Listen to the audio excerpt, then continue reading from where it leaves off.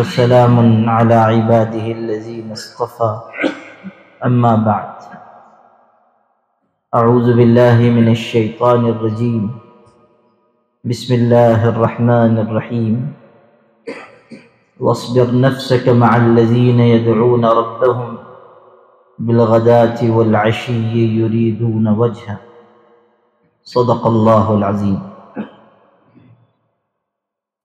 وقال النبي صلى الله عليه وسلم لا تصاحب إلا مؤمنا ولا يأكل طعامك إلا تقي أو كما قال صلى الله عليه وسلم.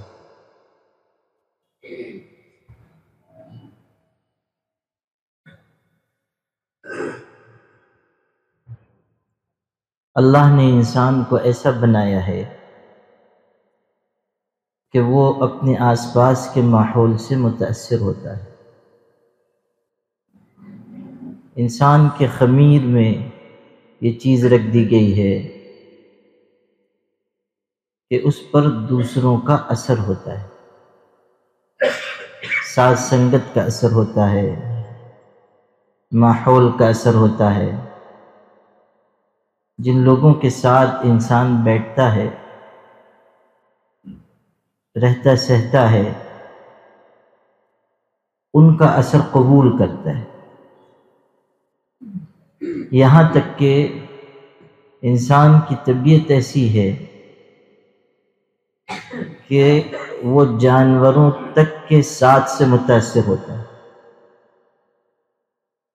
جانوروں کی طبیعت کا اثر انسان پر ہوتا ہے،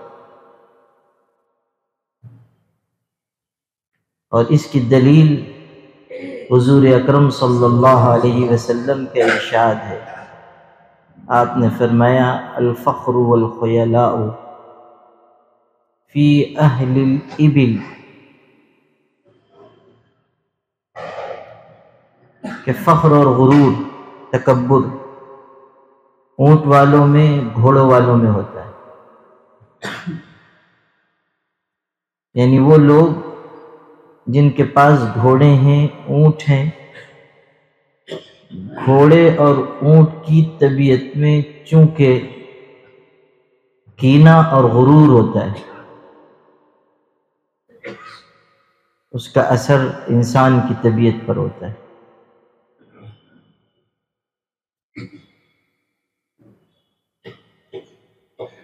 جانور تو پھر بھی جانور ہے، یعنی جاندار ہے. انسان تو بے جان چیز کبھی اثر قبول کر لیتا ہے کہ ذرا جیب میں پیسہ آ گیا تو اس کی چال بدل جاتی ہے. نوٹ میں تو کوئی جان نہیں ہوتی.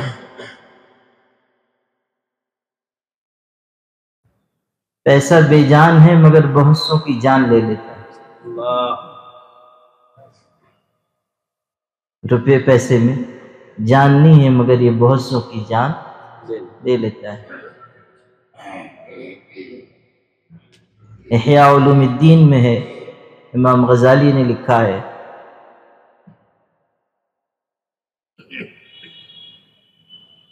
کہ عیسیٰ علیہ السلام کے زمانے میں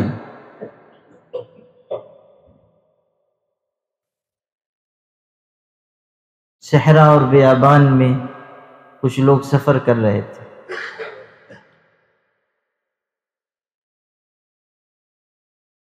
سفر کرتے کرتے اچانک صحرا اور بیابان میں، جنگل میں سونے کی ایک اینٹ مل گئی. 3 لوگ تھے، سونے کی اینٹ مل گئی. غریب فقیر تھے، جب سونے کی اینٹ ملی تو ظاہر ہے کہ لذتوں اور نعمتوں کی طرف میلان ہوا. یہ سوچنے لگے کہ اچھے اچھے کھانے کھائیں.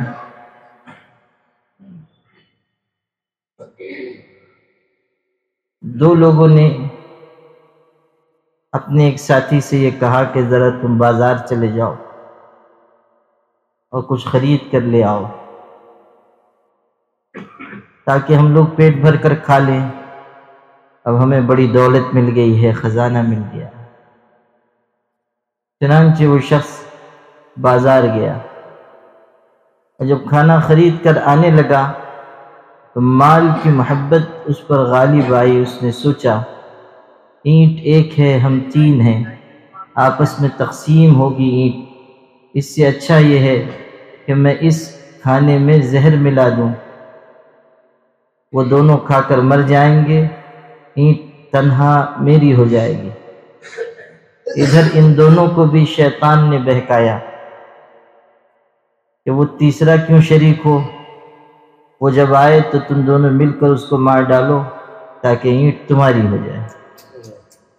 چنانچہ جب ان کا ساتھی کھانا لے کر آیا تو ان دونوں نے اس پر حملہ کیا اور اس کو قتل کر دیا، اور قتل کرنے کے بعد جب اس کا لایا ہوا کھانا کھایا تو اس میں زہر ملا تھا، وہ دونوں بھی لمبے لیٹ گئے، تینوں فوت ہو گئے۔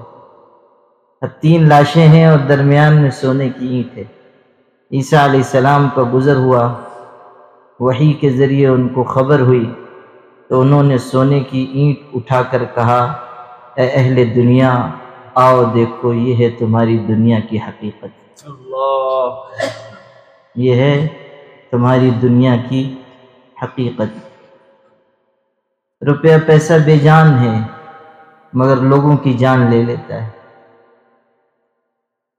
اور جہاں جیب میں پیسہ آیا انسان پر اس کے اثرات آنے لگ جاتے ہیں۔ ہمارے بزرگ تھے مولانا یونس صاحب تبلیغی جماعت کے، وہ بمبئی میں پڑھاتے تھے۔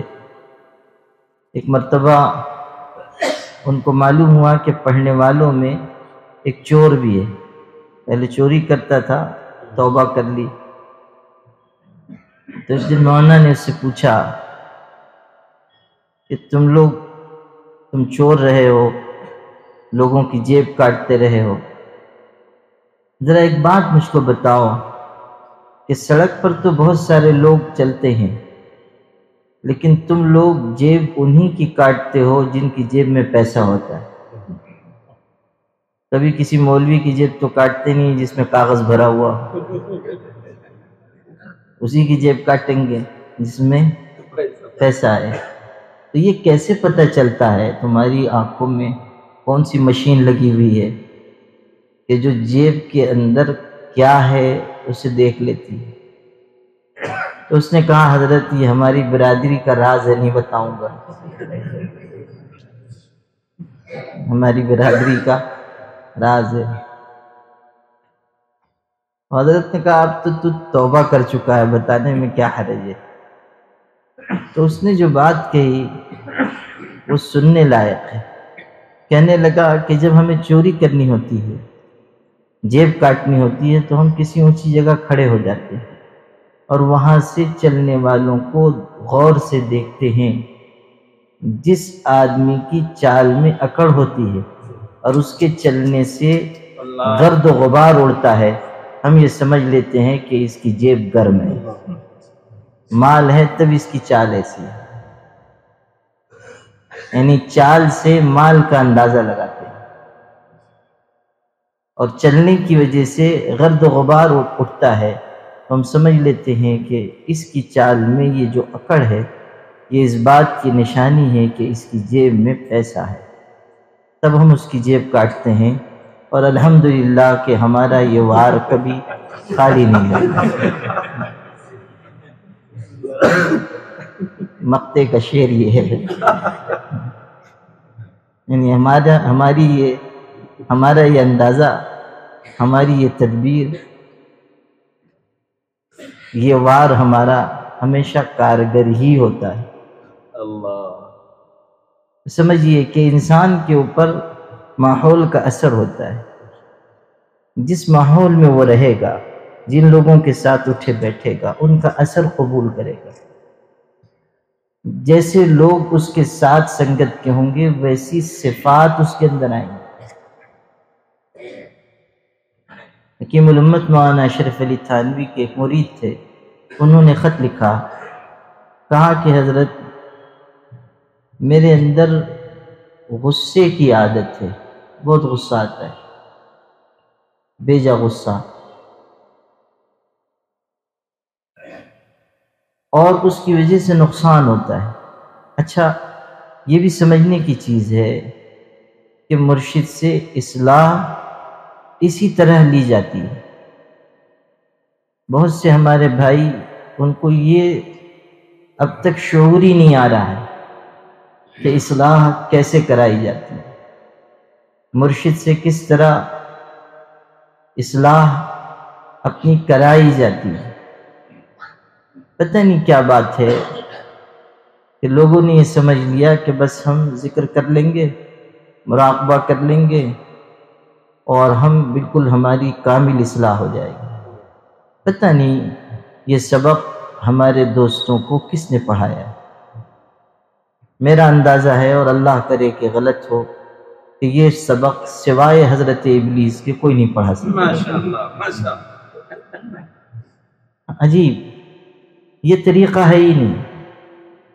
یہی وجہ ہے کہ میں دیکھ رہا ہوں کہ کئی سال سے ذکر کرنے والوں کو بھی اپنے اندر کی خرابیوں کا احساس تک نہیں۔ اللہ، وہ سمجھ رہے ہیں کہ ہم تو ذاکر و شاغل ہیں، حالانکہ اخلاق اچھے نہیں، معاشرت اچھی نہیں، لیکن ان کو یہ خیال بھی نہیں ہے کہ میرے اندر کوئی عیب ہے۔ وہ سمجھ رہے ہیں ہم تو 10 سال سے بیعت ہیں، ہمارا تو ایک وقت مراقبہ نہیں چھوٹتا، اور ہم تو نمازی ہیں، اس لیے ہم تو بالکل ٹھیک ہیں، ہمیں تو نہیں لگتا کہ ہم میں کوئی کمی ہے۔ یہ کیوں ہو رہا ہے؟ اس لیے کہ ہم ذکر کرنے والے، ذکر کرنے کو ہم نے اپنے لیے ذریعہ نجات سمجھ لیا، اور یہ سمجھا کہ بس اس کے بعد کوئی ضرورت نہیں۔ حالانکہ کبھی کبھی ذکر کرنے سے ایسا ہوتا ہے کہ انسان کے اندر بجائے تواضع آنے کے غرور آنے لگتا ہے، اسی لیے تو مرشد کی ضرورت پڑتی ہے۔ حضرت جی مولانا انعام الحسن صاحب رحمۃ اللہ علیہ، جو بہت بڑے بزرگ بھی تھے، عالم بھی تھے، لوگ سمجھتے ہیں خالص تبلیغی جماعت کے امیر تھے، نہ، وہ بہت بڑے بزرگ تھے، حضرت مولانا الیاس صاحب کے خلیفہ تھے، اور بہت ہی صاحب روحانیت تھے۔ ایک شخص ان سے آ کر بیعت ہوئے، مرید ہوئے، اور جانے لگے، رخصت ہو کر جانے لگے۔ تھوڑی دور جا چکے تھے کہ حضرت نے ان کو کسی آدمی کو بھیج کے بلوایا، واپس بلوایا۔ عجیب بات کہی، عجیب بات کہی، غور سے سننا، کیسی بات کہی۔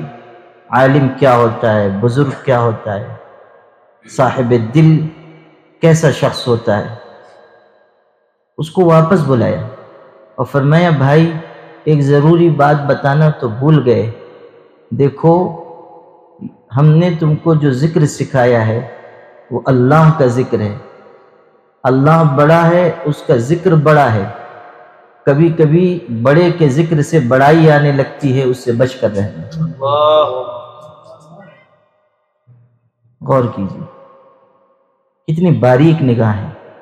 کبھی کبھی بڑے اللہ کے ذکر سے آدمی میں بڑائی آنے لگ جاتی ہے، بچ کر رہنا، غرور نہ کرنا، کبر نہ کرنا، یہ نہ سمجھنا کہ ہم ایسے ہیں، ہم ایسے ہیں۔ ابھی میں نے حضرت تھانوی کا نام لیا تھا، حضرت تھانوی فرماتے تھے کہ میں اپنے آپ کو تمام مسلمانوں سے فی الحال کمتر سمجھتا ہوں، اور فی المعال یعنی انجام کے اعتبار سے میں اپنے آپ کو تمام کافروں سے بھی بدتر سمجھتا ہوں، اس لیے کہ یہ پتہ نہیں ہے کہ میرا خاتمہ ایمان پر ہوگا یا نہیں۔ کیا عجب کہ کافر کو ایمان کی توفیق ہو جائے اور مومن سے ایمان چھین کر اسے کفر پر موت دی جائے۔ کس کے پاس اس کی ضمانت ہے کہ وہ مومن ہی مرے گا؟ کون کہہ سکتا ہے؟ کیسی گہری بات فرما رہے ہیں کہ میں فی الحال اپنے آپ کو تمام مسلمانوں سے کمتر سمجھتا ہوں، اور فی المعال یعنی انجام کے اعتبار سے کافروں سے بھی بدتر سمجھتا ہوں۔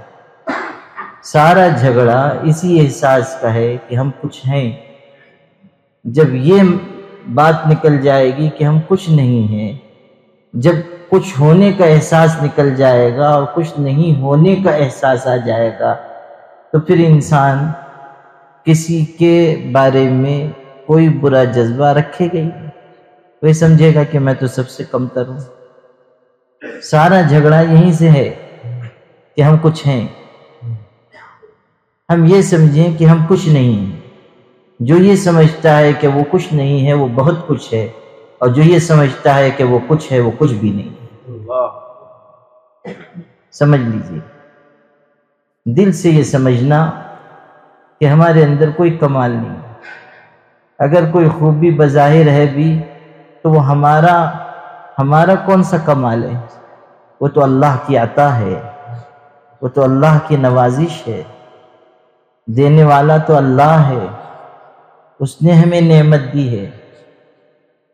بات سمجھیے کہ اگر خوبیاں ہم کو نظر آ رہی ہیں یا نعمت دکھ رہی ہے، مال ہے، علم ہے، حسن و جمال ہے، لوگوں کے دل میں قدر منزلت ہے، محبت ہے، تو یہ میرا کمال کہاں ہے؟ یہ تو میرے اللہ کی عطا ہے، یہ ان کی نوازش ہے، انہوں نے عطا فرمایا ہے، ہمارا کیا؟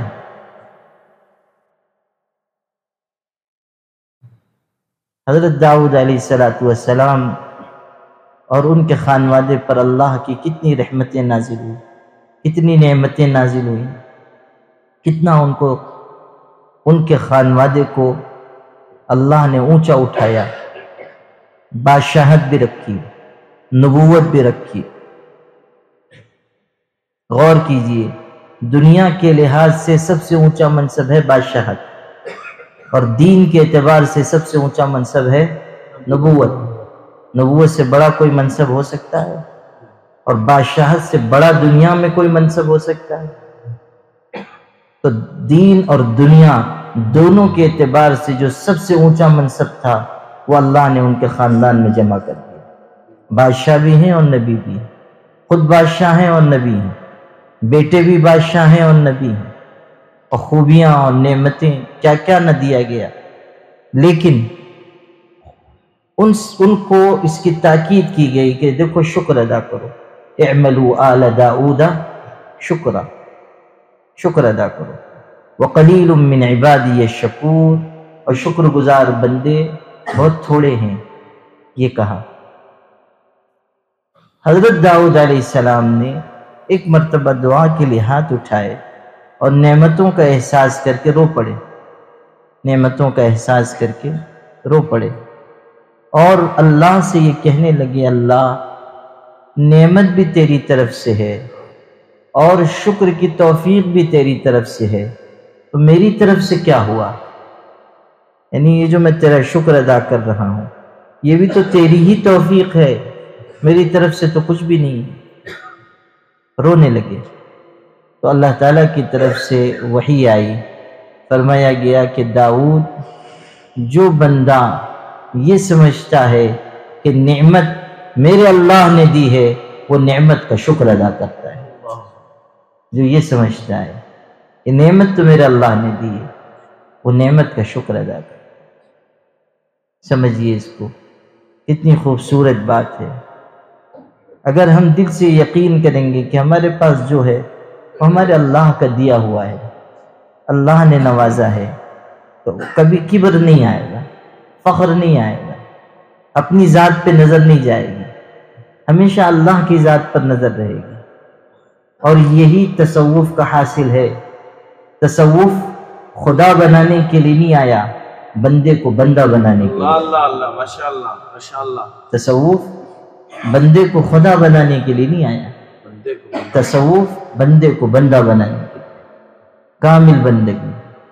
اور بندہ وہ ہوتا ہے جس کی نظر اللہ پر ہو، اپنی ذات پر نہ ہو، اس کی امید اللہ سے، خوف اللہ سے،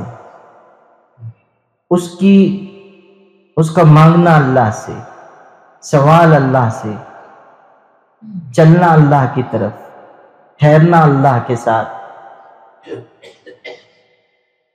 جو نعمت ملے یہ احساس ہو کہ اللہ دے رہا ہے، جو واپس لے لیا جائے سمجھے کہ اللہ نے کسی حکمت کی وجہ سے واپس لیا۔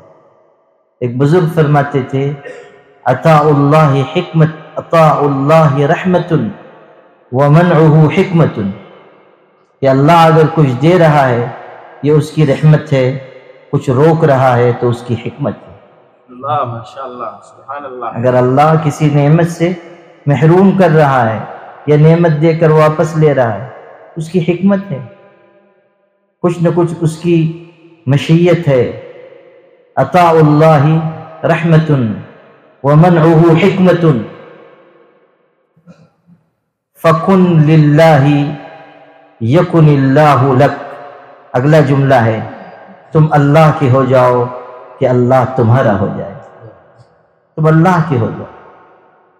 حدیث پاک میں ہے من احب للہ وابغض للہ واعطى للہ ومنع للہ فقد استکمل الایمان۔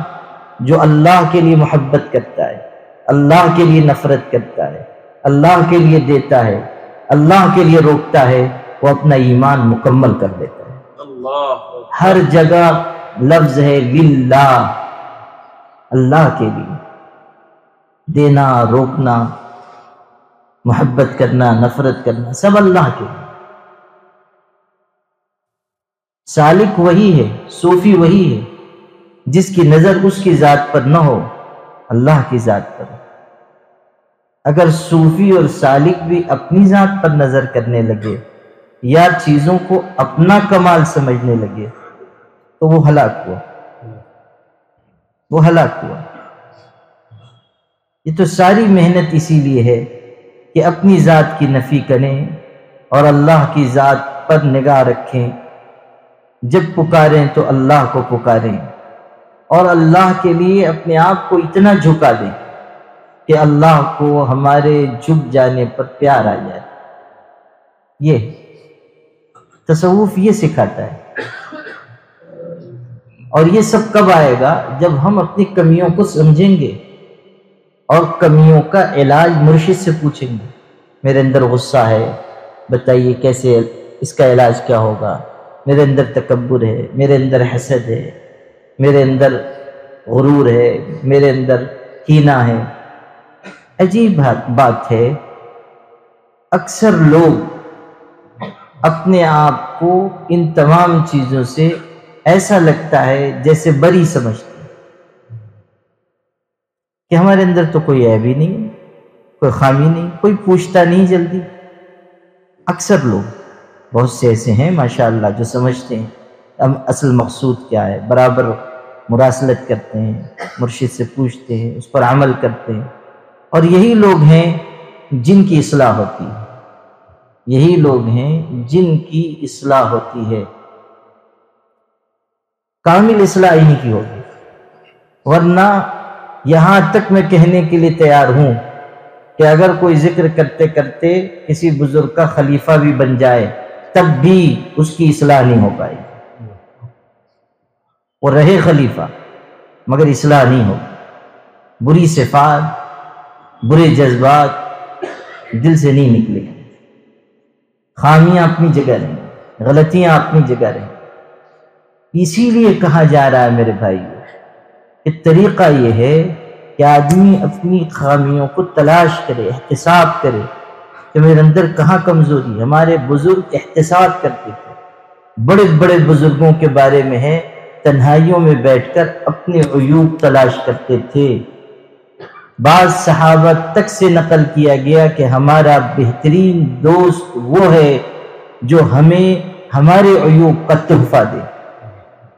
سمجھیے، یہ کہہ رہے ہیں جو ہم کو ہمارے عیوب کا تحفہ دے، مطلب کیا ہے کہ ہمیں ہمارا عیب بتائے کہ تمہارے اندر یہ غلطی ہے، تمہارے اندر یہ خرابی ہے، تمہارے مزاج میں رعونت زیادہ ہے، تم میں غصہ زیادہ ہے۔ بہترین دوست وہ ہے جو انسان کو اس کی خامی اور اس کی غلطی پر توجہ دلائے، اور بہترین انسان وہ ہے جو اپنی خامی اور غلطی کو کھلے دل سے تسلیم کر کے اصلاح کرے۔ اگر یہ بات ہے کہ کوئی کہہ رہا ہے آپ میں یہ غلطی ہے اور ہم بھڑک جا رہے ہیں تو اس کا مطلب یہ ہے کہ وہ غلطی تو ہے ہی ہمارے اندر، اس سے بھی بڑی غلطی غرور کی ہے، اس سے بڑی کمزوری ہمارے اندر کبر کی، ہمارے دل میں بت بیٹھا ہوا ہے غرور کا۔ حضرت مولانا رشید احمد گنگوہی رحمۃ اللہ علیہ کتنے بڑے عالم تھے، کتنے بڑے بزرگ تھے،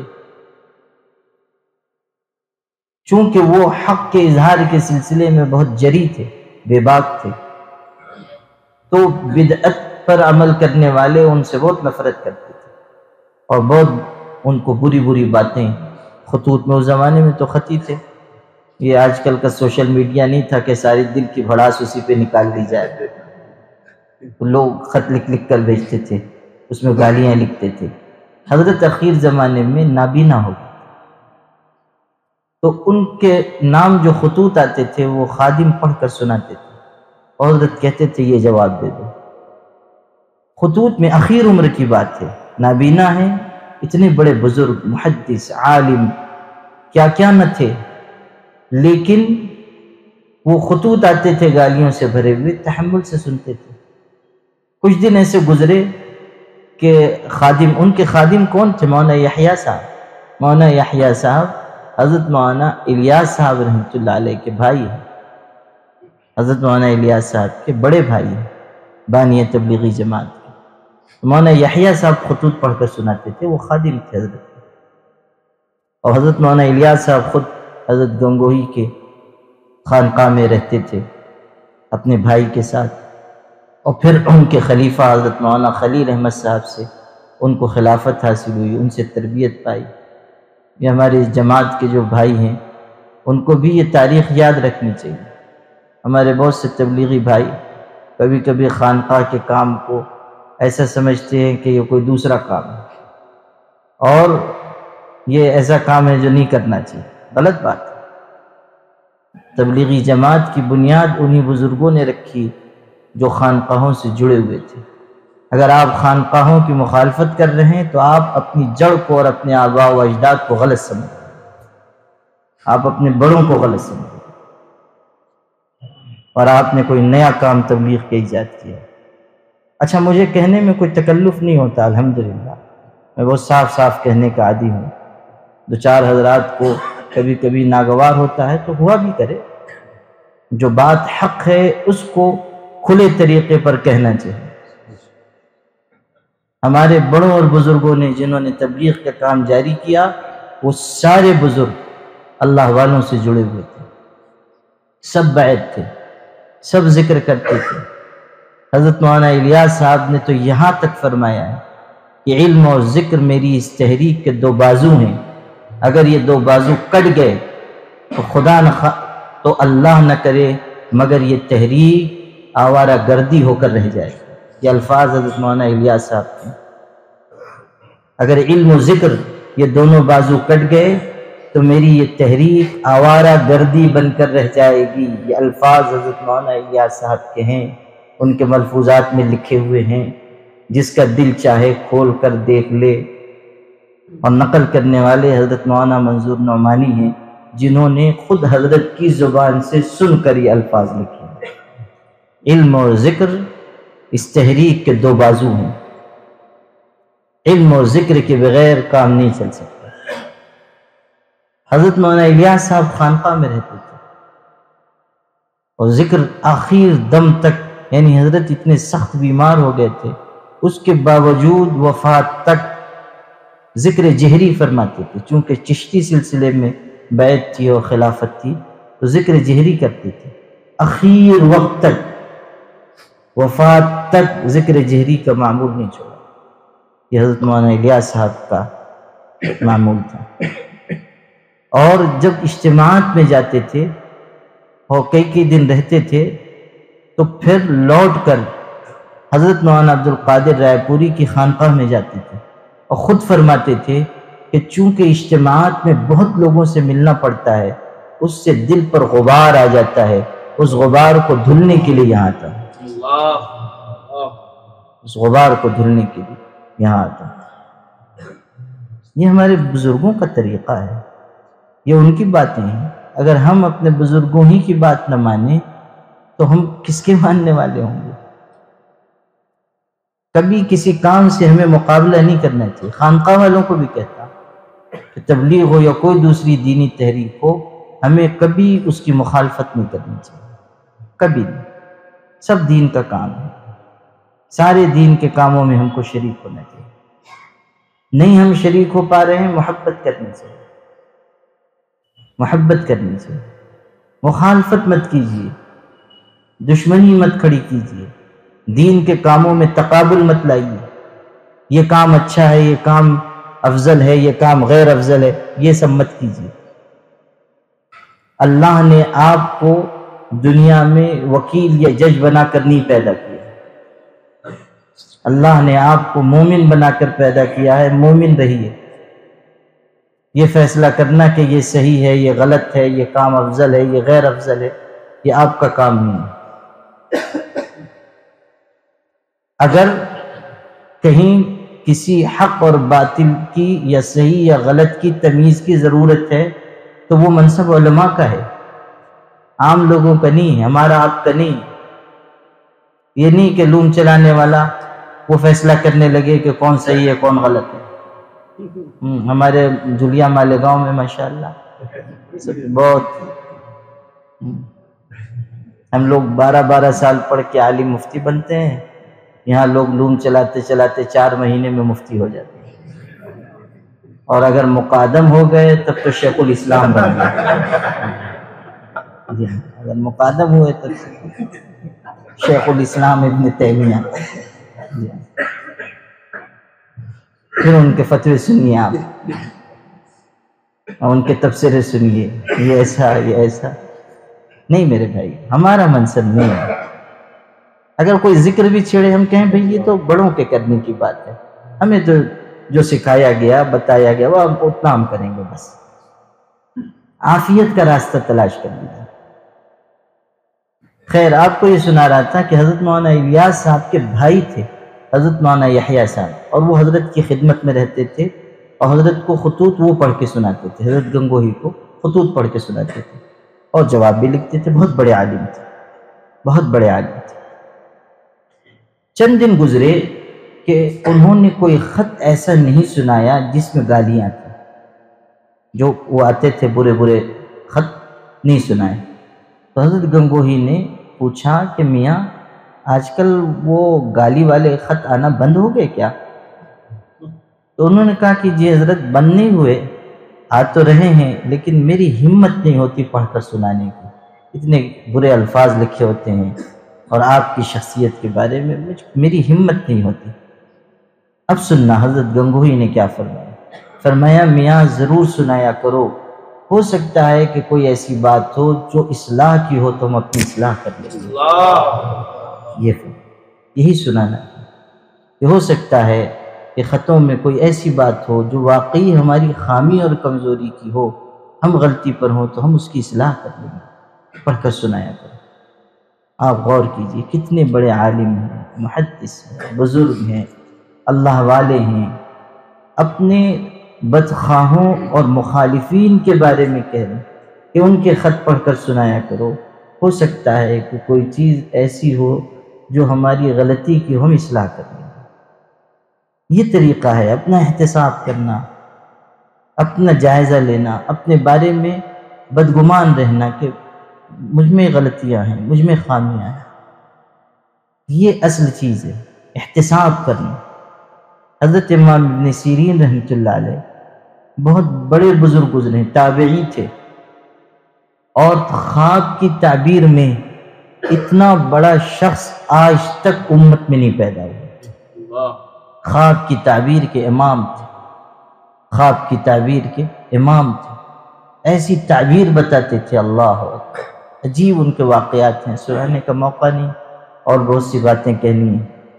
جو اصل سنانا ہے وہ یہ کہ ایک مرتبہ ان پر قرض ہو گیا. واقعہ بھی سناتا لیکن اس میں بھی تفصیل ہوگی. البتہ اس واقعے سے جڑی ہوئی ایک بات ضرور سنا دیتا ہوں، اس لیے کہ وہ بہت احتیاط کی بات ہے. امام ابن سیرین رحمۃ اللہ علیہ قید ہوئے، قرض ہو گیا تھا، قید ہوئے. اتنے بڑے بزرگ تابعی قید ہوئے. امام ابن سیرین رحمۃ اللہ علیہ پر قرض ہو گیا۔ کیوں ہوا؟ تجارت کرتے تھے، ایک دفعہ 40,000 درہم کا تیل خریدا یا گھی خریدا، اور وہ بہت سارے ڈبوں میں تھا۔ جب لا کر اس کو گھی کو پگھلایا انہوں نے، تو اس میں ایک ڈبے میں سے مرا ہوا چوہا نکلا، ایک ڈبے میں سے، سب میں سے نہیں، اتنا مال رہا ہوگا 40,000 درہم کا، ایک ڈبے میں سے نکلا۔ اب یہ تھا کہ وہ ایک ڈبہ پھینک دیتے، بات ختم ہو جاتی، لیکن ان کی احتیاط دیکھیے، ان کے ذہن میں یہ بات آئی کہ یہ گھی ایک جگہ اکٹھا رہا ہوگا اور پھر ڈبوں میں ڈالا گیا، ہو سکتا ہے کہ جب جمع رہا ہو اس وقت یہ چوہا گر کر مرا ہو اور ناپاکی اس میں آ گئی، اس لیے سارا گھی انہوں نے ضائع کر دیا، دریا میں ڈال دیا۔ اب ظاہر ہے پیسے کا خریدا تھا بیچنے کے لیے، اب جب مال بکا نہیں تو پیسہ کہاں سے آتا؟ جس سے خریدا تھا وہ مال پیسہ مانگنے لگا، ان کے پاس پیسہ تھا نہیں۔ اس نے قاضی کی عدالت میں مقدمہ کیا، انہوں نے مہلت مانگی، قاضی نے مہلت دی نہیں، انتظام ہوا نہیں، چنانچہ جیل میں ڈال دیے۔ اتنے بڑے بزرگ، اتنے بڑے عالم۔ اب سننا اس سے اگلی بات، حضرت انس ابن مالک صحابی رسول، حضرت صلی اللہ علیہ وسلم کے خادم خاص، 10 سال انہوں نے حضور کی خدمت کی، 10 سال۔ اور حضرت نے ایک دن خوش ہو کر، کچھ انہوں نے خدمت کی، حضرت خوش ہو گئے، حضرت نے فرمایا اللہ اس کا مال بھی بڑھا دے، اس کی عمر بھی بڑھا دے، اور اس کو اولاد بھی خوب عطا فرمائے۔ دعا دی حضرت نبی کریم صلی اللہ علیہ وسلم، دعا دی، حضور کی دعا تھی۔ اولاد اتنی ہوئی کہ کہتے تھے میں نے اپنی اولاد کی اولاد میں سے 120 کو اپنے ہاتھوں سے دفن کیا، اللہ اکبر، جو مرحوم ہو گئے وہ، جو زندہ رہے والا۔ اور مال میں اتنی برکت ہوئی کہ ہر آدمی کے کھجور کے باغ میں سال میں 1 دفعہ پھل آتا تھا، ان کے باغ میں سال میں 2 دفعہ پھل آتا تھا، اور عمر بھی ماشاءاللہ 100 سال سے زیادہ ہوئی، آخر میں انتقال ہونے والے صحابہ میں سے۔ حضرت انس ابن مالک نے وصیت فرمائی تھی کہ میرے جنازے کی نماز ابن سیرین پڑھائیں گے، وصیت کی تھی۔ اس سے بھی اندازہ کیجئے کہ صحابی رسول کی نگاہ میں ان کا مقام کتنا رہا ہوگا، وصیت فرمائی تھی میرا جنازہ پڑھائیں گے۔ حضرت انس ابن مالک کا انتقال ہوا اس وقت جب کہ امام ابن سیرین جیل میں تھے، جیل میں ہیں، اور ادھر صحابی کا انتقال ہوا اور وصیت تھی کہ جنازہ یہ پڑھائیں گے۔ لوگ گئے کہ حضرت انس ابن مالک صحابی رضی اللہ عنہ نے آپ کے بارے میں وصیت کی ہے کہ آپ نماز پڑھا دیں، ان کا انتقال ہو گیا، اور ہم نے حکومت سے اجازت بھی لے لی ہے کہ آپ کو تھوڑی دیر کے لیے رہا کر دیا جائے تاکہ آپ جنازہ پڑھا دیں، صحابی کا جنازہ آپ پڑھا دیں۔ حضرت ابن سیرین نے، غور کیجیے، حضرت امام ابن سیرین نے فرمایا میں حکومت کے حق کی وجہ سے قید نہیں ہوں، اگر حکومت نے اجازت دی ہے تب بھی جیل سے نکلنا درست نہیں ہے، جب تک وہ آدمی جس کا قرض مجھ پر ہے وہ اجازت نہ دے میں نہیں نکل سکتا۔ اللہ اکبر، چنانچہ اس صاحب قرض سے اجازت لی گئی، جب اس نے اجازت دی کہ ہاں نکل جائیں، تب حضرت نکلے اور سیدھے جنازے میں گئے اور نماز پڑھائی، اور وہاں سے پھر جیل خانہ آئے، اپنے گھر نہیں گئے، جنازے سے واپس قید خانہ تشریف لائے۔ احتیاط دیکھیے، تقوی دیکھیے۔ اب سنیے، احتساب کی بات آپ کو بتانی تھی تو بیچ میں نے ان کی احتیاط کا قصہ سنا دیا۔ احتساب کی بات سنیے، حضرت ابن سیرین نے ایک موقع پر ارشاد فرمایا کہ مجھ پر یہ جو قرض ہوا ہے میں اس کا سبب تم کو بتاتا ہوں۔ اس کا سبب یہ ہے کہ میں نے آج سے 40 سال پہلے ایک غریب آدمی کو کہہ دیا تھا یا مفلس، کہ اے غریب فقیر آدمی، میں نے اس کو اس کی غربت کا تانا دے دیا تھا، کہا تھا یا مفلس، اے مفلس آدمی، اسی پر مجھ کو یہ سزا ملی کہ میں خود مفلس ہوا اور جیل جانا پڑا، قید ہونا پڑا، قرض ہو گیا۔ غور کیجئے کہ اپنی غلطی تلاش کی، اور 40 سال پہلے ایک واقعہ ہوا تھا، کہا کہ اس کی وجہ سے یہ پکڑ آئی ہے، گرفت ہوئی ہے۔ غور کیجئے، حضرت امام ابن سیرین اپنا احتساب کر رہے ہیں۔ ہم بھی کبھی تنہائیوں میں بیٹھ کے سوچتے ہیں کہ ہم میں کیا غلطی ہے، کیا قصور ہے، اور پھر جو قصور ہے، غلطی ہے، اپنے مرشد سے پوچھتے ہیں کہ مجھ میں یہ خامی ہے۔ ہم تو یہ سمجھ رہے ہیں کہ بس ہم ذکر کر لے رہے ہیں، نماز پڑھ لیتے ہیں، اور 2-4 لوگ ہم کو اچھا بھی سمجھتے ہیں، 2-4 لوگ دم کرانے بھی آ جاتے ہیں، تو اب تو ہم تو ماشاءاللہ سب سے بزرگ تو ہم ہو ہی گئے۔ یہ ساری چیزیں خوش فہمی کی ہیں، اور جس انسان کے اندر خوش فہمی آ جائے اور اپنے اعمال پر اطمینان پیدا ہو جائے، یا اپنے آپ کو وہ بڑا سمجھنے لگے، تو خیال کر لیجئے کہ اس کے لیے زوال کا فیصلہ ہو چکا، زوال کا فیصلہ، نیچے جائے گا، نیچے جائے گا۔ آپ کو جو اصل قصہ سنا رہا تھا جس سے یہ سب باتیں نکل آئی، وہ یہ کہ حکیم الامت مولانا اشرف علی تھانوی کو ان کے ایک مرید نے خط لکھا، اور یہ خط لکھا کہ حضرت میرے اندر غصے کی عادت ہے۔ آپ لوگ شاید بھول گئے ہوں گے اس لیے کہ بات سے بات زیادہ لمبی ہوگی، لیکن مجھ کو بھی الحمدللہ یاد ہے، حالانکہ میں بیمار ہوں مگر یاد ہے مجھ کو۔ تو حضرت حکیم الامت مولانا اشرف علی تھانوی رحمۃ اللہ علیہ کو ایک مرید نے خط لکھا، کہا میرے اندر غصہ کرنے کی عادت ہے، علاج بتائیے۔ حضرت نے اس کو جواب لکھا کہ لکھنؤ میں میرے فلاں خلیفہ ہیں، اور وہ حکمت کرتے ہیں، حکیم ہیں، ان کے مطلب میں تم جایا کرو اور ان کے پاس تھوڑی دیر بیٹھ جایا کرو، کچھ بات مت کرو، کوئی سوال مت کرو، صرف تھوڑی دیر ان کے پاس بیٹھا کرو، اور روز کرو، اور 15 دن بعد مجھ کو خط لکھنا کہ کیا اثر ہوا۔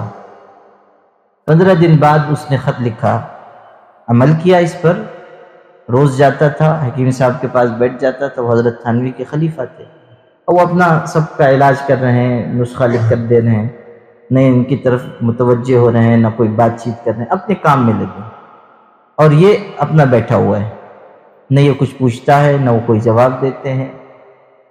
خلیفہ بھی تو حضرت تھانوی کے تھے، معلوم تھا کہ اگر کچھ زیادہ 19-20 کریں گے تو حضرت ان کی بھی کھچائی کریں گے، یا ان کے ہاں کوئی چھٹی نہیں تھی۔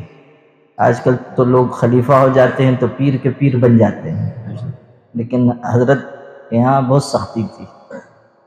حضرت کے یہاں خلیفہ لوگوں پہ بھی ہر وقت خطرے کی تلوار لٹکی رہتی تھی کہ اگر ذرا 19-20 کریں گے خلافت واپس گھر جائے گی۔ حضرت تھانوی رحمۃ اللہ علیہ خلافت واپس لے لیتے تھے، تو حضرت کہ وہ خلیفہ اپنا بیٹھ کے مریضوں کو دیکھ رہے ہیں، نسخہ لکھ رہے ہیں، اور یہ جا کے صرف بیٹھا ہوا۔ 15 دن بعد اس نے خط لکھا حضرت کو، اپنے مرشد حضرت حکیم الامت کو، کہ حضرت اللہ کا کرم ہے میرا سارا غصہ چلا گیا، لیکن یہ سوال ضرور ذہن میں ہے کہ آپ نے عجیب بات کہی کہ صرف جا کر ان کے پاس بیٹھا کرو، نہ انہوں نے مجھ سے کچھ کہا نہ میں نے ان سے کچھ پوچھا، لیکن بیماری تو میری غائب ہو گئی، غصہ میرا غائب ہو گیا، یہ کیسے ہوا یہ بتا دیجئے۔ تو حضرت نے جواب لکھا، اصل میں جن کے پاس جا کر بیٹھنے کی میں نے تم کو تاکید کی تھی ان کے اندر حلم اور بردباری بہت ہے، تحمل بہت ہے، تو مجھ کو اللہ کی ذات سے یہ گمان تھا کہ تم جا کر صرف بیٹھو گے بھی تو ان کی صفت کا اثر تم پر ہوگا اور تم میں بھی تحمل آئے گا اور غصہ رخصت ہو جائے گا۔ صحبت کا یہ اثر ہوتا ہے، یہی بات سمجھا رہا ہوں آپ کو کہ انسان متاثر ہوتا ہے ماحول سے، صحبت سے، جن لوگوں کے ساتھ اٹھے بیٹھے گا ان کے اخلاق و آداب اس کے اندر منتقل ہوں گے۔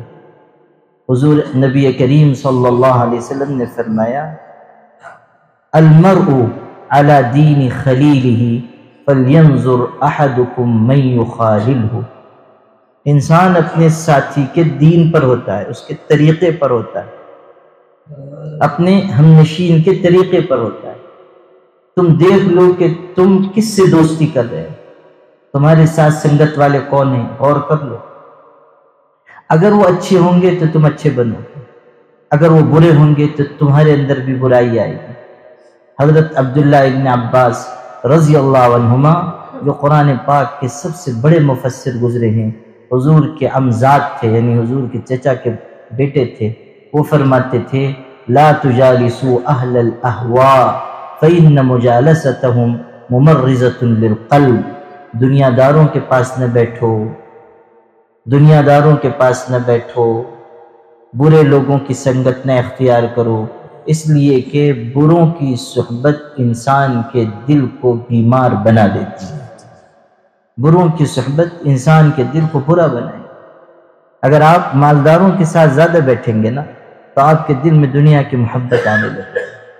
اگر آپ ایسے لوگوں کے ساتھ بیٹھیں گے جن پر شہوت غالب ہے تو آپ کے اندر بھی بیماری آ جائے گی۔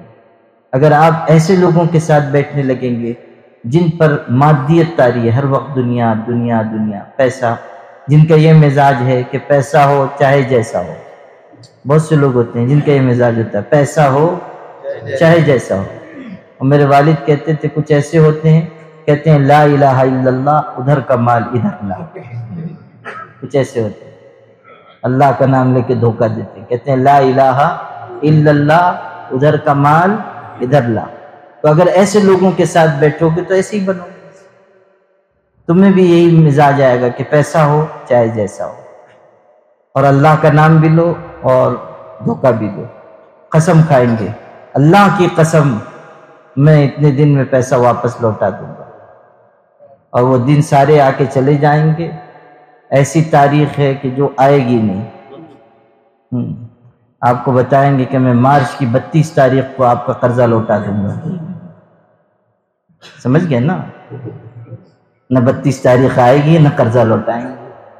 یہ جو صورتحال ہے کہ جو آدمی جیسا ہوگا اس کی عادتوں کا، اس کے اخلاق کا اثر آپ پر ہوگا۔ فَإِنَّ مُجَالَسَتَهُمْ مُمَرِّزَةٌ لِلْقَلْبِ، اگر اہل دنیا کے ساتھ بیٹھو گے تمہارا دل بیمار ہو جائے گا۔ اچھے لوگوں کے ساتھ بیٹھو گے تو تمہارے دل میں تازگی آئے گی، زندگی آئے گی، اللہ کے ذکر کی کیفیت پیدا ہوگی۔ حضرت علی رضی اللہ عنہ فرماتے تھے بھلے لوگوں کی صحبت اختیار کرو، اس لیے کہ ان کی صحبت سے بھلائی ہی ملتی ہے۔ تم دیکھو کہ ہوائیں جب باغات سے گزرتی ہیں، پھولوں کے پاس سے گزرتی ہیں تو ہوائیں بھی خوشبودار ہو جاتی ہیں۔ کیسی حکمت کی بات کرنا، ہوائیں جب پھولوں کے پاس سے گزرتی ہیں خوشبودار ہو جاتی ہیں۔ شیخ سعدی رحمۃ اللہ علیہ لکھتے ہیں کہ میرے پاس مٹی آئی، پرانے زمانے میں مٹی سے غسل کرتے تھے، اس میں خوشبو ہوتی تھی، تو لکھا کہ مٹی آئی، اس میں سے خوشبو اٹھ رہی تھی۔ میں نے پوچھا کہ تم مشک ہے، عنبر ہے، کیا ہے؟ بظاہر تو مٹی ہے لیکن تجھ میں اتنی بہترین خوشبو کیسے آ رہی ہے؟ تو مشک ہے یا عنبر ہے، کیا ہے؟ تو اس نے جواب دیا کہ میں ہوں تو وہی مٹی با مدت با گل نشستم، میں ایک مدت تک پھولوں کے ساتھ رہی ہوں، مٹی کہہ رہی ہے ایک مدت تک میں پھولوں کی سنگت میں رہی ہوں، اسی پھولوں کی سنگت نے مجھ میں خوشبو پیدا کی ہے، وگرنہ من ہما خاکم کے ہستک، ورنہ میں مٹی کی مٹی ہی ہوں، لیکن خوشبو جو میرے اندر آئی ہے وہ پھولوں کی صحبت کی وجہ سے آئی ہے۔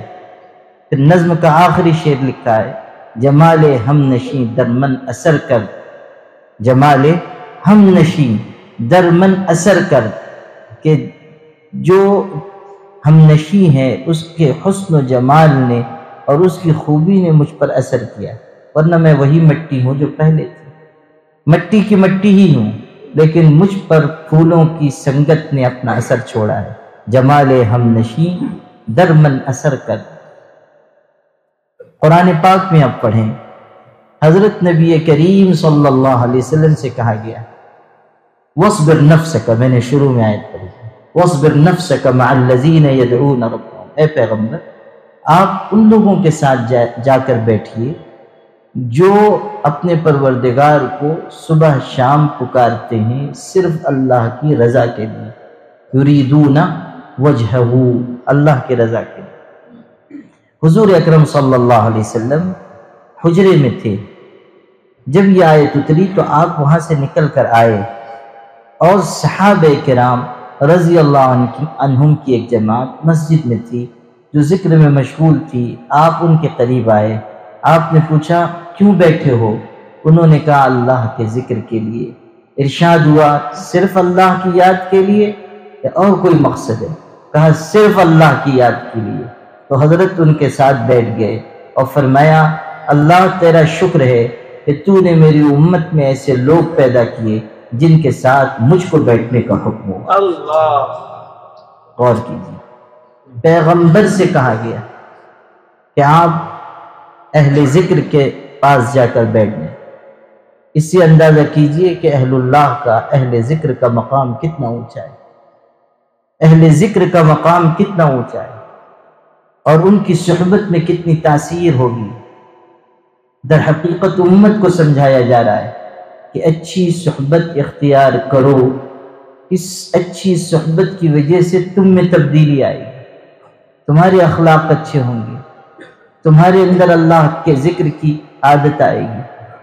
امام ابن قیم نے بہترین بات لکھی ہے، بہت بڑے عالم گزرے ہیں ابن قیم رحمۃ اللہ علیہ، لکھا ہے مجالسۃ الصالحین تحورک من ستۃ الی ستۃ، کہ نیک انسانوں کی صحبت اختیار کرو، نیک لوگوں کی صحبت تمہارے اندر تبدیلی پیدا کرے گی، اور 6 چیزوں کو چھوڑ کر تم اگلی 6 چیزوں کی طرف بڑھ جاؤ گے۔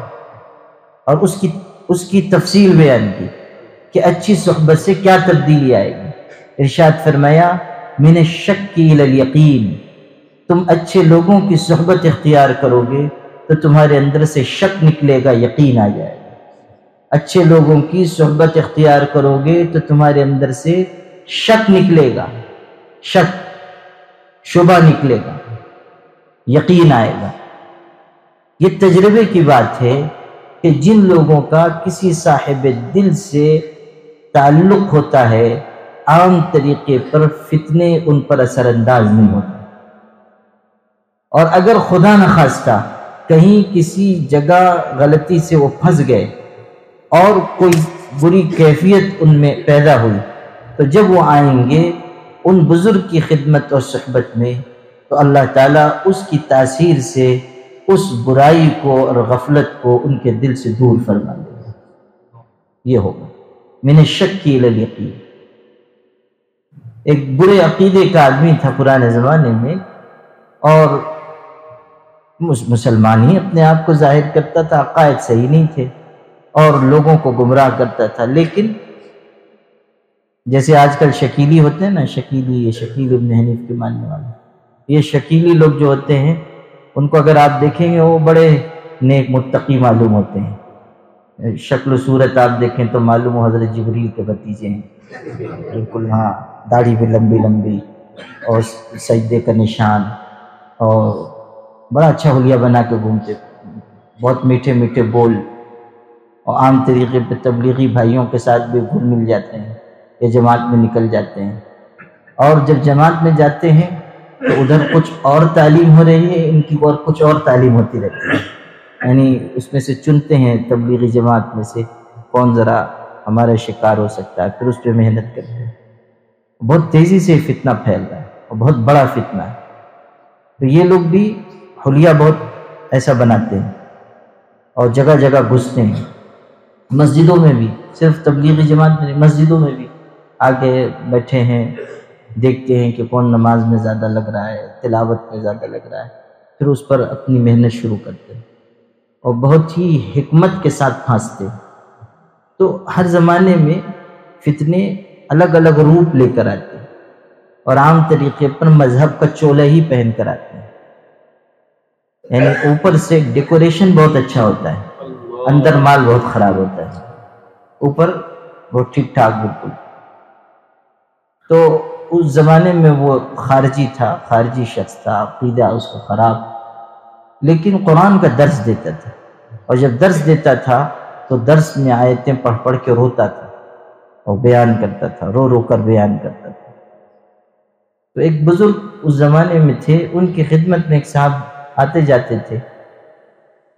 ایک دن وہ ادھر چلے گئے، کسی نے کہا ہوگا کہ وہ بڑا اچھا بیان کرتا ہے، تقریر واعظ درس ہوتا ہے، وہاں بھی چلے چلو. یہ چلے گئے تو وہ اپنے انداز میں درس دے رہا تھا، خوب رو رہا تھا اور آیتیں پڑھ رہا تھا. ان کے دل پہ اثر ہوا کہ یہ تو کتنا، اس کو لوگ برا کہتے ہیں مگر یہ تو اتنا اس کو خشیت ہے، درس دے رہا ہے، آیتیں پڑھتا ہے، قرآن کی آیتیں، اور روتا ہے. وہاں سے جب وہ اٹھا تو ان بزرگ کے پاس آیا جن کے پاس وہ آتا جاتا تھا. آیا تو کہنے لگا حضرت وہ فلاں آدمی کو لوگ غلط سمجھتے ہیں، مگر آج میں اس کے درس میں گیا تو وہ تو قرآن کا درس دے رہے تھے اور آیتیں پڑھ پڑھ کر رو رہے تھے، میرے دل پہ بڑا اثر ہوا. حضرت چپ چاپ سنتے رہے. جب وہ کہہ چکا تو حضرت نے فرمایا میاں رونے سے متاثر نہ ہو جاؤ، اس لیے کہ یوسف علیہ السلام کے بھائی بھی ان کو کنویں میں ڈال کر اپنے باپ کے پاس روتے ہوئے ہی آئے تھے.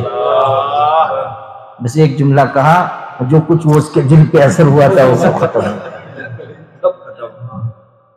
وہ 4 گھنٹے کی تقریر کا اثر ایک جملے میں خلاص ہو. یہ ہے کہ اللہ والوں کی صحبت اس طرح انسان پر اثر کرتی ہے. فتنوں کا علاج ہے اللہ والوں کی صحبت. من الشک الی الیقین، اچھی صحبت انسان کو شک سے نکالے گی، یقین تک پہنچائے گی. ومن الریاء الی الاخلاص، ریاکاری جائے گی، اخلاص آئے گا، خلوص آئے گا.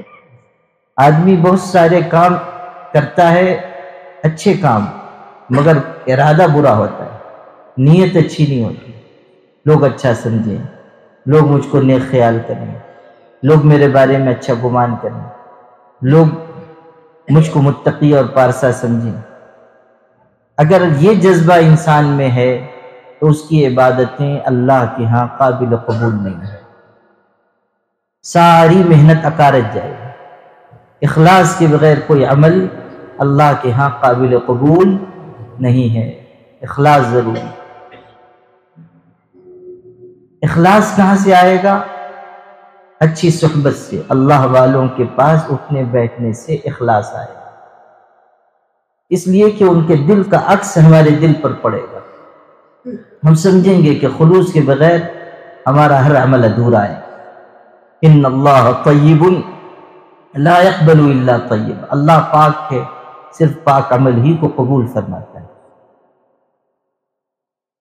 وہ طریقہ بتائیں گے. اگر ہم میں ریاکاری ہے اور ہم اپنے مرشد سے کہہ رہے ہیں کہ مجھ میں ریا ہے، دکھاوا ہے، وہ طریقہ بتائیں گے. اس طریقے پر ہم عمل کریں گے، اللہ تعالی ہم کو ریا سے پاک کر دے. یہ جو شعر ہے نا مولانا جلال الدین رومی کا، بہت مشہور شعر ہے کہ چند ساعتت با صحبت اولیاء، یک ساعتت با صحبت اولیاء، بہتر از 100 سالہ طاعت بے ریا. کہ ایک گھڑی اللہ والوں کی صحبت میں بیٹھنا 100 سال کی بے ریا عبادت سے افضل ہے. 100 سال کی بے ریا عبادت سے افضل ہے. بے ریا عبادت یعنی خلوص والی عبادت، ریاکاری جس میں نہیں ہے.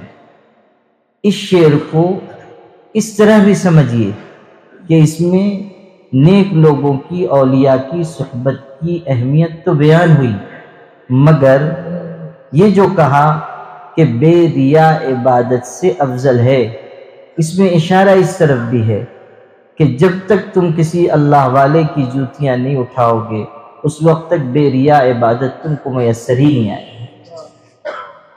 کہیں نہ کہیں سینے میں ہوس چھپ چھپ کے سینے میں بنا لیتی ہے تصویریں، کہیں نہ کہیں شیطان ریاکاری پیدا کر دے گا، انسان کہیں نہ کہیں دھوکے میں آ جائے.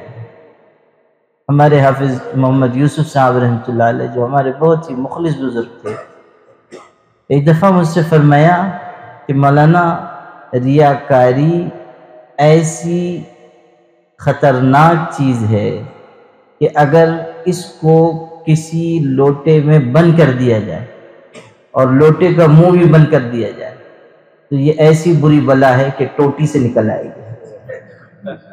تعبیر دیکھیے بزرگوں کی تعبیر کیسی ہوتی ہے۔ کہا کہ ایسی خطرناک بلا ہے کہ اگر لوٹے میں بند کر دو گے تو ٹوٹی سے نکل آئے گی۔ یعنی آدمی کہیں نہ کہیں دھوکہ کھا جائے۔ شیطان کے پاس تدبیریں بہت ہیں، وہ کہیں نہ کہیں ہمارے عمل میں ملاوٹ پیدا کر دے۔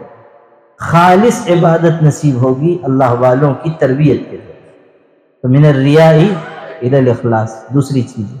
من الغفلۃ الی الذکر، غفلت جائے گی ذکر آئے گا، استحضار آئے گا۔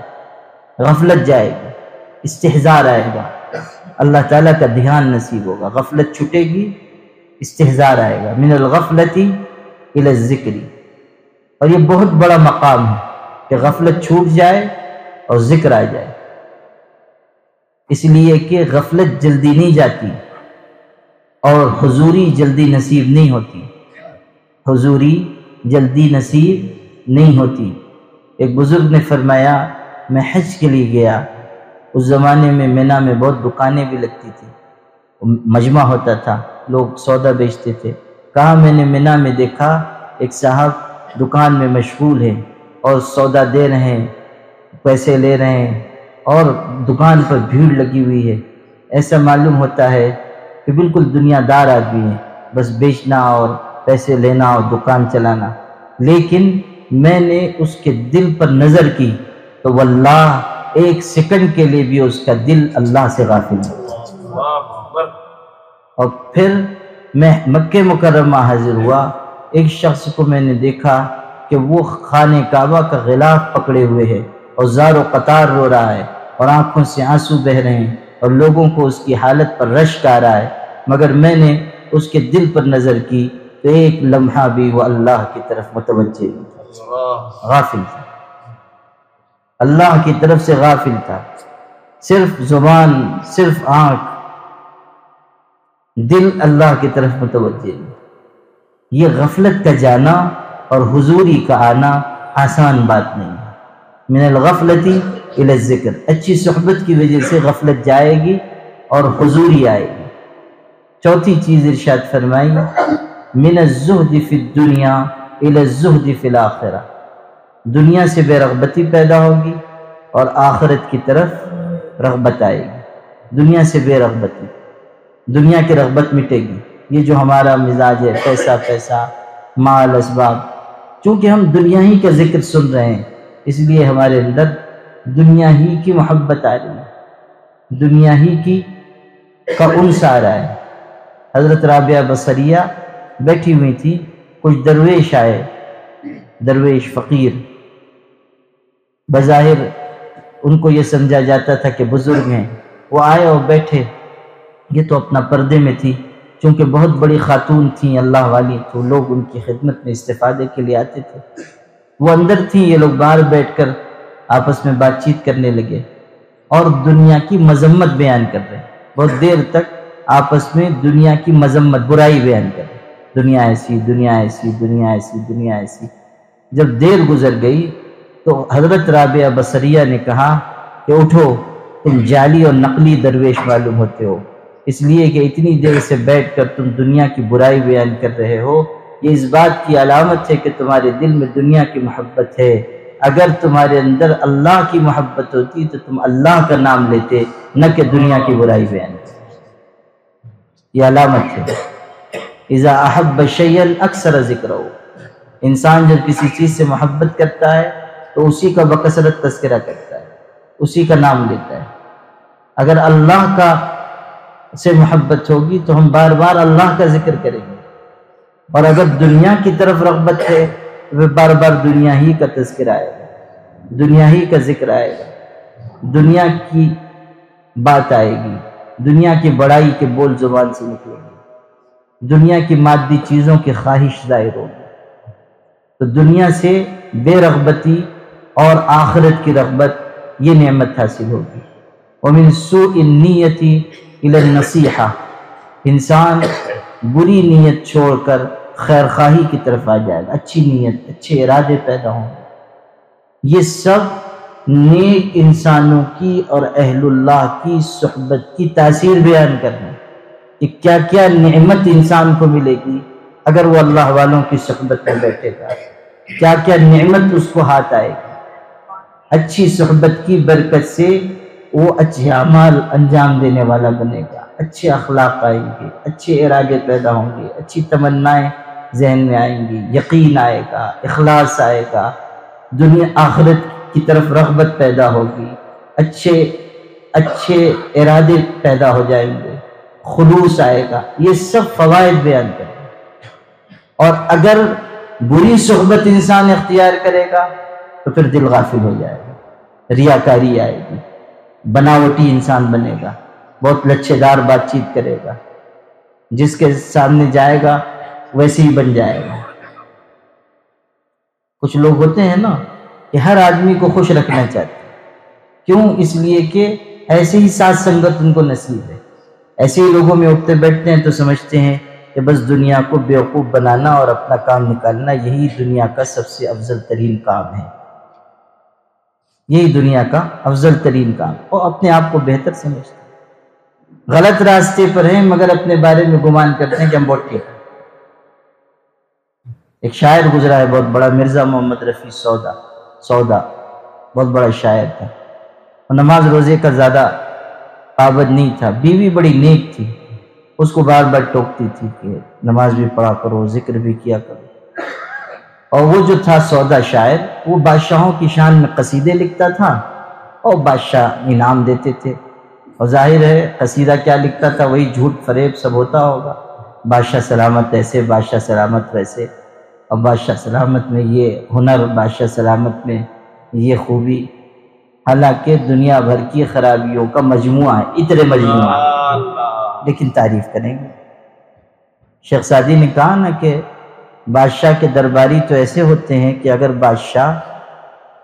بادشاہ دن کو رات کہے تو درباری کہتے ہیں جی حضرت دیکھیے چاند بھی نکلا ہے، ستارے بھی چمک رہے ہیں، یہ ہوتا ہے۔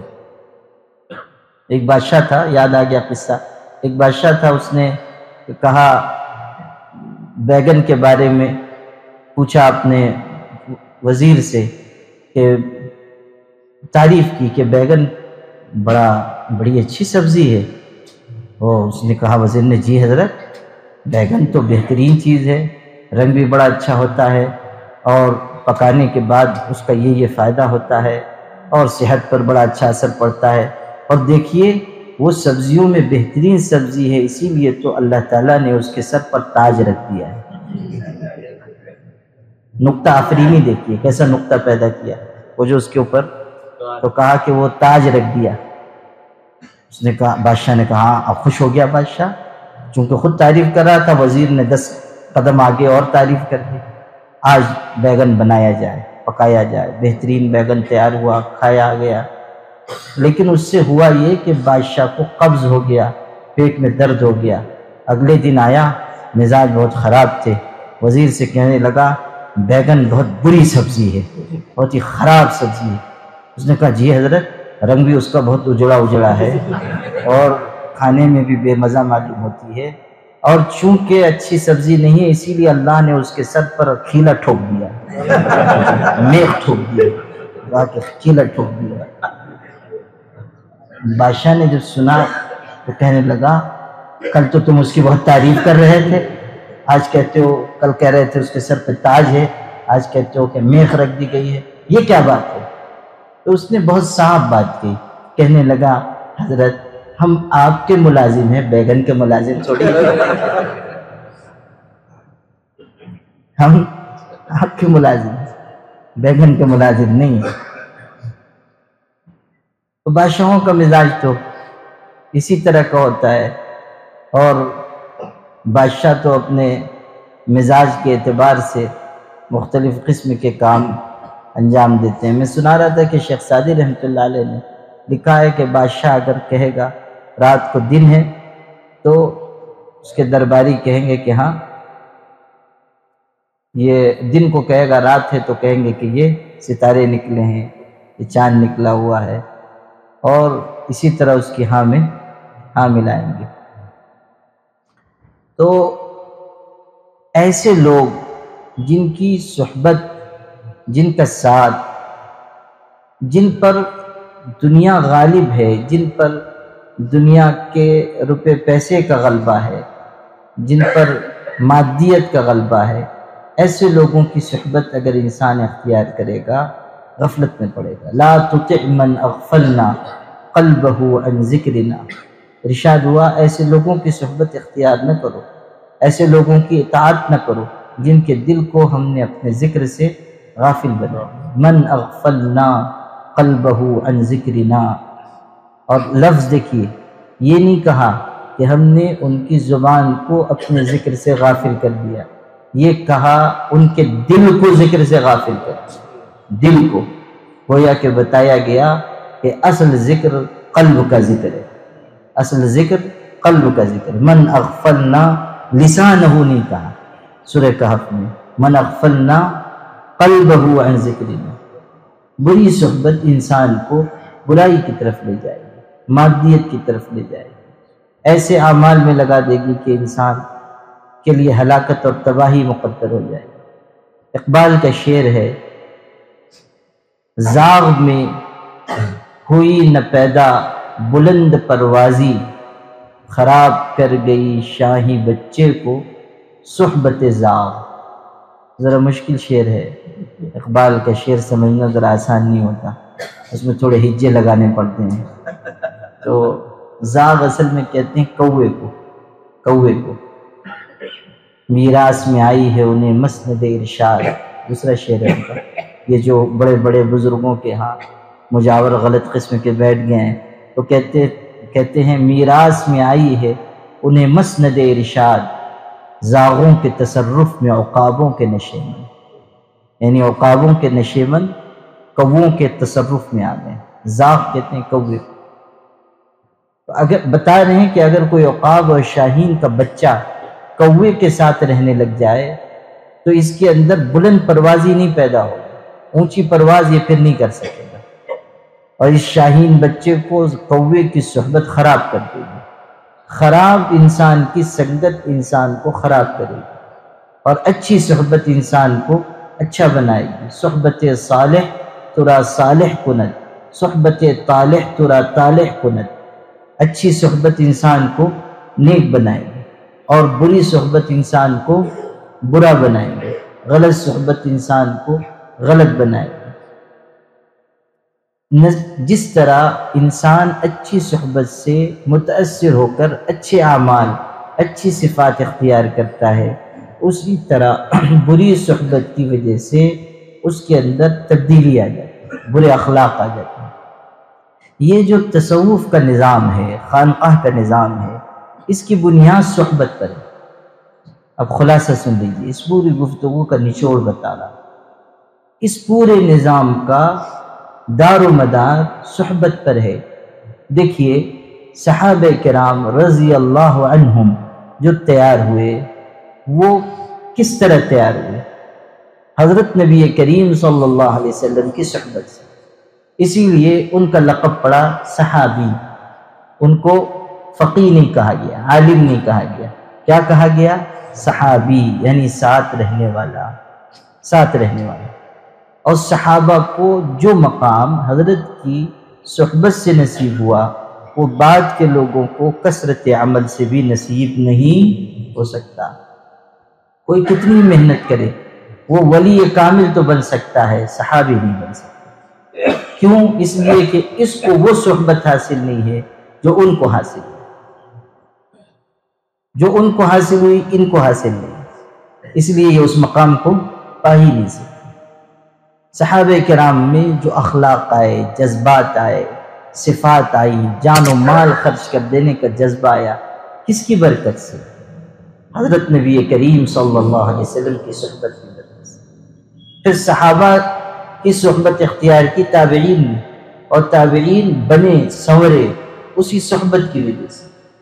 حضرت عبداللہ ابن عباس کا بھی میں نے ذکر کیا، ان کی خدمت میں ایک غلام شخص تھے، غلام ابو العالیہ نام تھا، غلام تھے، وہ آتے تھے علم حاصل کرتے تھے، غلام تھے، دھیان سے سنیے گا، غلام تھے، لیکن حضرت کے پاس آنے لگے، سیکھنے لگے، قرآن پڑھنے لگے، یہاں تک کہ قرآن کے زبردست عالم بنے، زبردست عالم۔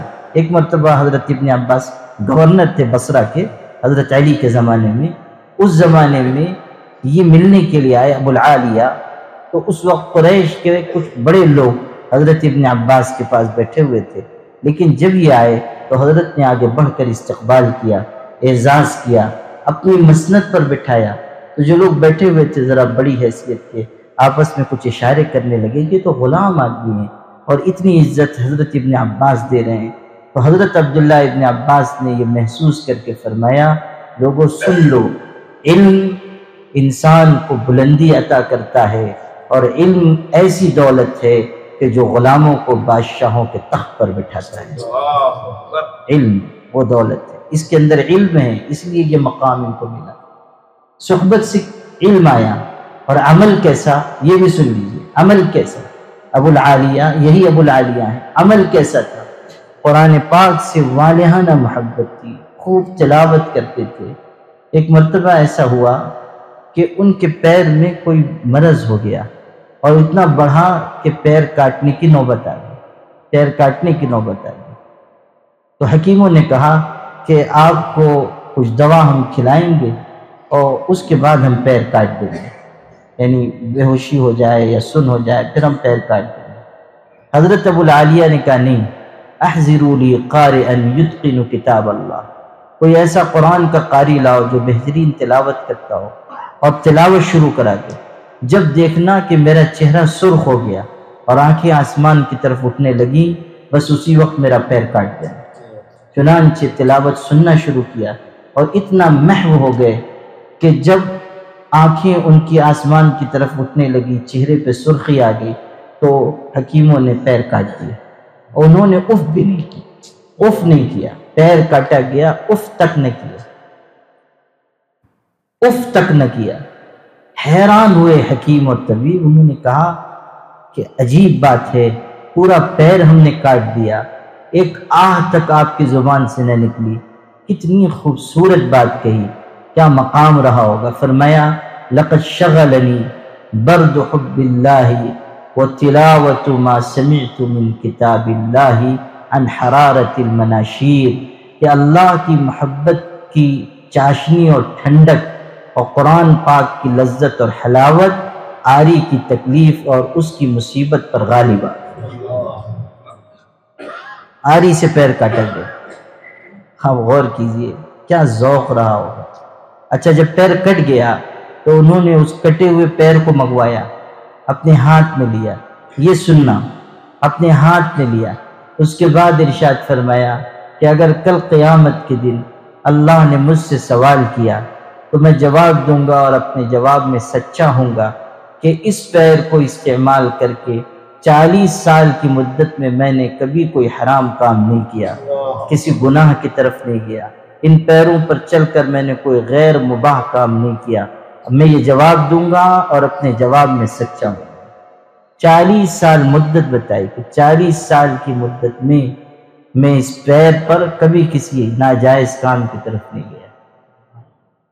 عمل کیسا مضبوط ہے، گناہ سے کتنا اجتناب ہے۔ ہم غور کریں کہ ہمارے اندر گناہ سے بچنے کی کتنی عادت ہے، ذکر کر رہے ہیں پھر بد نظری کرتے ہیں، قرآن پڑھ رہے ہیں پھر نگاہ کا غلط استعمال کرتے ہیں، زبان سے اللہ کو پکار رہے ہیں پھر گالی دیتے ہیں، غیبت کرتے ہیں، بدگوئی کر رہے ہیں، ایک طرف نیکیاں کما رہے ہیں دوسری طرف نیکیاں لٹا رہے ہیں، گناہ کر رہے ہیں، نافرمانی کر رہے ہیں، گناہوں پر جرأت مند ہوتے جا رہے ہیں۔ یہ بہت ہی خطرناک علامت ہے، سمجھ لیجیے بہت ہی خطرناک چیز ہے۔ اپنے آپ کو ہر چھوٹے بڑے گناہ سے بچائیے۔ ایک بزرگ فرماتے تھے یہ نہ دیکھو گناہ چھوٹا ہے یا بڑا، یہ دیکھو کہ اس سے کتنے بڑے اللہ کی نافرمانی ہوتی ہے، کتنے بڑے خدا کا حکم ٹوٹتا ہے۔ غور کرو، آج جو گناہ ہم کما رہے ہیں قیامت کے دن ہم کو جواب دہ ہونا ہوگا، اللہ کے ہاں پکڑ ہوگی، اللہ تعالیٰ باز پرس فرمائے گا۔ ایک بزرگ تھے، ان کی عمر 60 سال ہو گئی، تو احتساب کر رہے تھے، غور کرنے لگے کہ 60 سال کی مدت میں اگر ایک دن میں ایک گناہ بھی پکڑوں تو 21,000 گناہ ہو جائیں گے۔ 21,000 دن ہوئے، 21,000 گناہ ہو جائیں گے۔ پھر جب کہ ہر دن ہزاروں گناہ ہیں تو کتنا گناہوں کا بوجھ میرے اوپر ہے۔ بس اتنا شدید صدمہ ہوا کہ دل کا دورہ ہو گیا، گرے اور انتقال ہو گیا۔ یعنی احتساب کر رہے ہیں، یہ سوچ کر دل پر صدمہ ہوا، اتنا احساس ہوا کہ گرے اور انتقال ہو گیا۔ اس وقت غیب سے ایک آواز سنائی دی، کتنا خوش نصیب انسان تھا، ایک ہی چھلانگ میں خدا کی جنت میں پہنچ گیا۔ غور کیجیے، احساس ہونا چاہیے۔ منافق گناہ کو ایسا سمجھتا ہے کہ ناک پہ مکھی بیٹھی تھی اس کو اڑا دیا۔ مومن ایسا سمجھتا ہے کہ کوئی پہاڑ اس کے سر پہ آ گیا۔ مومن ایمان کی علامت ہے گناہ کو گناہ سمجھنا، گناہ سے گھبرانا، گناہ پہ شرمندہ ہونا۔ میرے بھائیو، ہم غور کریں، ہم کس راستے پر جا رہے ہیں، اپنی اصلاح کے لیے کتنا وقت لگاتے ہیں، اپنے مرشد سے کتنا تعلق رکھتے ہیں، ان سے اپنے عیوب کے بارے میں کتنی رہنمائی لیتے ہیں۔ ایک ایک شخص ہم میں سے غور کرے، کتنے لوگ ایسے ہیں جن کا اب تک کسی سے تعلق ہی نہیں، کسی کو اپنا مرشد ہی نہیں مانتے ہیں، کسی سے اپنی اصلاح کا کوئی جذبہ ہی ان کے اندر نہیں، یوں ہی چل رہے ہیں، پھر رہے ہیں، سمجھتے ہیں کہ بس ایسے ہی زندگی بیت جائے گی۔ ہرگز نہیں۔ ہم میں سے ہر شخص کو اصلاح کی ضرورت ہے، اور ہم میں سے ہر شخص کو اپنا کوئی نہ کوئی مربی تلاش کرنا چاہیے، اور ان کو اپنے حالات بتا کر رہنمائی دینی چاہیے، اللہ کے ذکر کی عادت ڈالنی چاہیے۔ اسی میں ہماری کامیابی ہے۔ اچھی صحبت کے بغیر ہم اچھے نہیں بن سکتے، اور بری صحبتیں ہمیں برا بنا دیں گی۔ اللہ تعالیٰ اس خانقاہ کے اس اجتماع کو قبول فرمائے، اس میں خیر نصیب فرمائے۔ ماشاءاللہ یہاں ہمارے بھائیوں نے، دوستوں نے محنت سے لوگوں کو جمع کیا ہے۔ یہ سالانہ خانقاہی اجتماع ہے، اللہ تعالیٰ اس کو قبول فرمائے۔ حضرت صوفی یعقوب صاحب جو ہمارے بزرگ تھے، اللہ تعالیٰ ان کی قبر کو نور سے بھر دے، اور اللہ تعالیٰ اس خانقاہ کے لوگوں کو اپنی صحیح اور کامل اصلاح کی توفیق نصیب فرمائے۔ یہاں مجالس بھی ہوتی، اور ماشاءاللہ مختلف معمولات ہوتے ہیں، رمضان میں اعتکاف ہوتا ہے۔ دنیا کے لوگوں کو فائدہ اٹھانا چاہیے، آپ سب لوگوں کو اس سے استفادہ کرنا چاہیے۔ بدھ کے دن مجلس ہوتی ہے، یہاں بدھ کے دن ہوتی ہے، بدھ کے دن یہاں ہوتی ہے، اور صوفی صاحب کے گھر جمعرات کے دن مجلس ہوتی ہے۔ مجالس میں شریک رہیں، اللہ کی یاد میں وقت لگائیں، اور جو اصل طریق ہے، جو تصوف ہے، اس کو سمجھیں کہ کیا اصول ہیں، آداب ہیں، کیا طریقہ کار ہے، اس کو سیکھنا چاہیے، سیکھ کر عمل بھی کریں۔ اللہ تعالیٰ ہم سب کو کامل اخلاص عطا فرمائے۔ اللہ کی محبت حاصل کرنے کا یہی طریقہ، یہی تجربہ ہے بزرگوں کا۔ میں نے عصر کے بعد کی گفتگو میں بھی شعر سنایا تھا کہ قریب جلتے ہوئے دل کے اپنا دل کر دے، قریب جلتے ہوئے دل کے اپنا دل کر دے، یہ آگ لگتی نہیں لگائی جاتی ہے، یہ آگ لگتی نہیں ہے لگائی جاتی ہے۔ انسان جب کسی اللہ والے کے دل کے قریب اپنے دل کو کرے گا، محبت ملے گی، عشق الہی کی حرارت حاصل ہوگی، اور انسان آگے کی طرف بڑھے گا۔ اللہ پاک ہم سب کو عمل کی توفیق عطا فرمائے۔ آپ لوگوں کی برکت سے باوجود خرابی صحت کے بنے اتنی دیر تک گفتگو کی، اللہ تعالیٰ قبول فرما لے، اور اپنے کرم سے ان باتوں میں تاثیر پیدا فرمائے۔